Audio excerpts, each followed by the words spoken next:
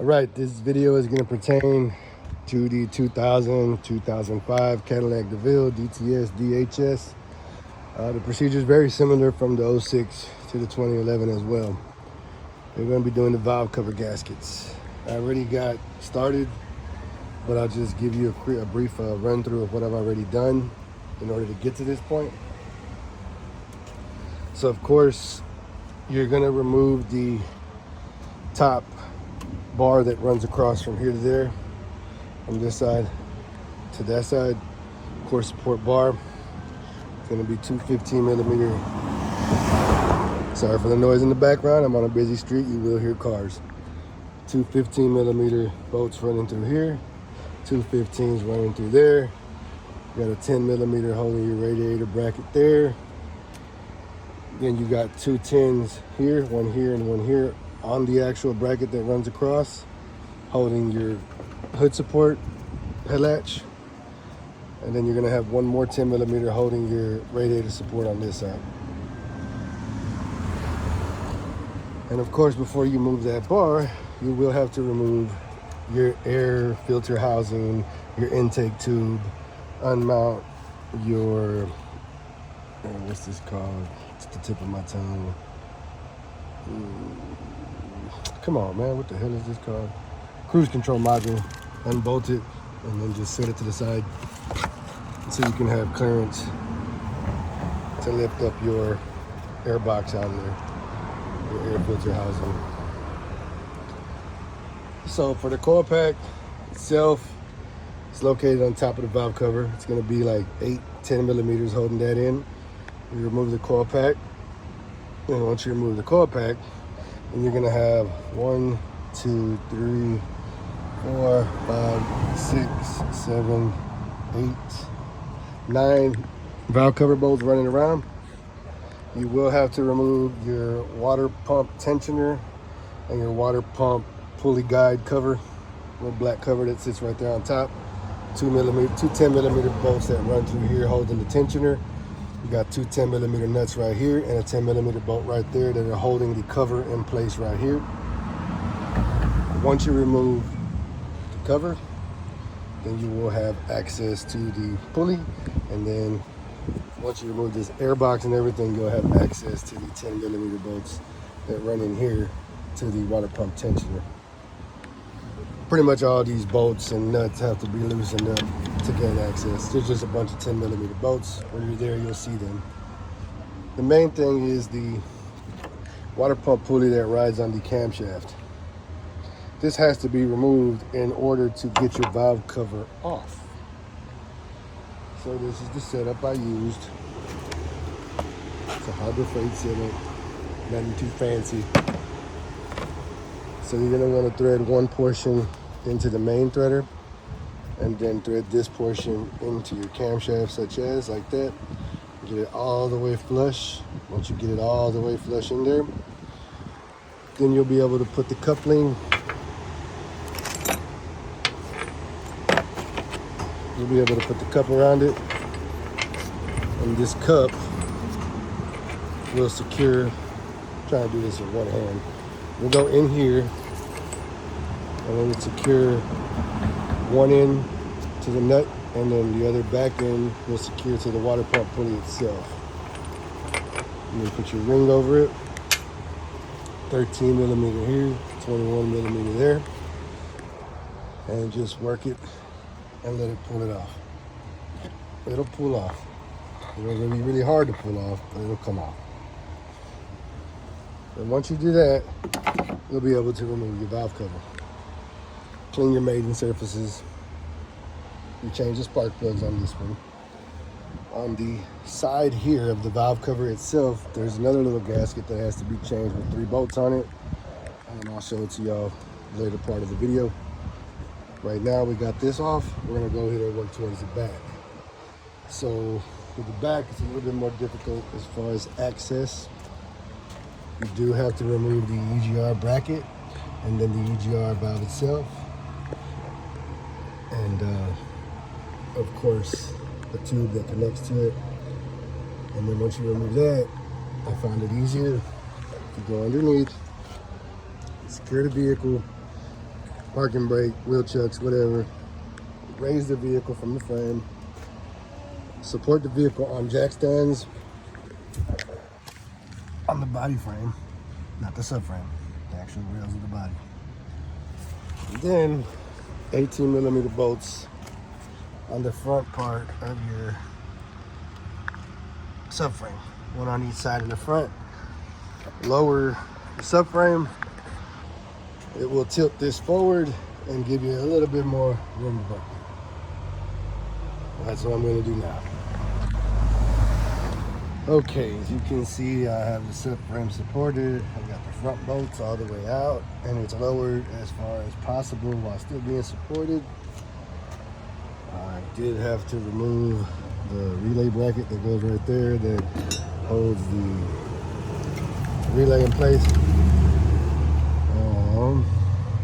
Over there, on this far side bolt, there's 9 of them, and there's one right there in between the engine hoist bracket. I just came in from the back side of it and was able to access that bolt. This bottom corner bolt back here, on there, that little hole right there. I had to get a 1/2 inch ratchet with a 10mm long socket. I mean a 1/2 inch, 1/4 inch. Reach around through here, place it on the bolt, and then with my left hand, hold my ratchet in place on it and slowly take it off. That was the only bolt that required excessive time, because you can only get like a 1/4 inch at a time, even with lowering the motor. Probably could lower the back a little bit, but I don't see that doing too much of a difference. Oh yeah, I'm just checking stuff out. But yeah, that's pretty much it right there. Back valve cover is removed. Clean that up. Change the spark plugs out. Put it back together. Right, we got the rear valve cover off. Got it cleaned up. We got the mating surface on the head cleaned up, smooth. So I did have to change the O2 sensor on this car. I found that it's really easy when the valve cover is off.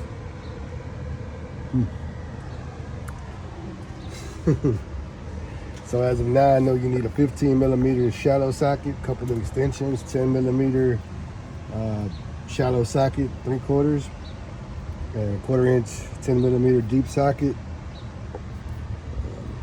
I'll try to go through at the end and give y'all a full list of tools that y'all will need. For the most part, it's 10mm, 15mm, 8mm, 11mm. The 11mm is for the pulley set. But all the bolts on the valve covers, both sides, and the coil packs are 10mm. So the EGR bolts that hold the EGR valve down here, the nuts that go to the bottom, those are 10mm. So when the valve cover's on, it's really hard to get a ratchet,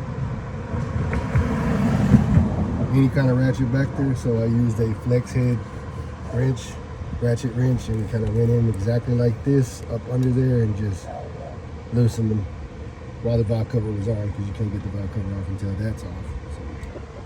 So there's that. What else? I don't know. Off the top, I don't know. But yeah. But you know as we go. For the valve cover jobs on the Cadillac Northstars 2000, 2005, and it's pretty the same from 2006 to 2011 as well. Everything's already put together. I noticed to get this back valve cover off, I had to unplug the camshaft position sensor. It's back right there on that bracket, that silver bracket. It's right under that bracket.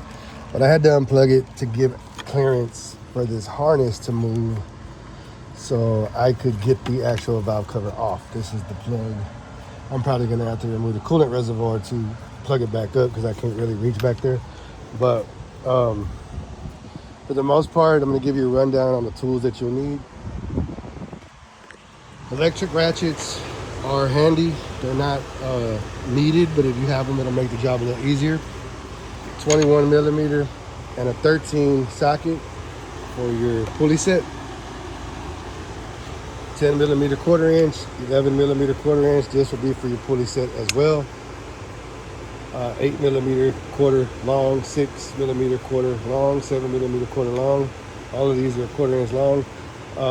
Two small extensions, quarter inches.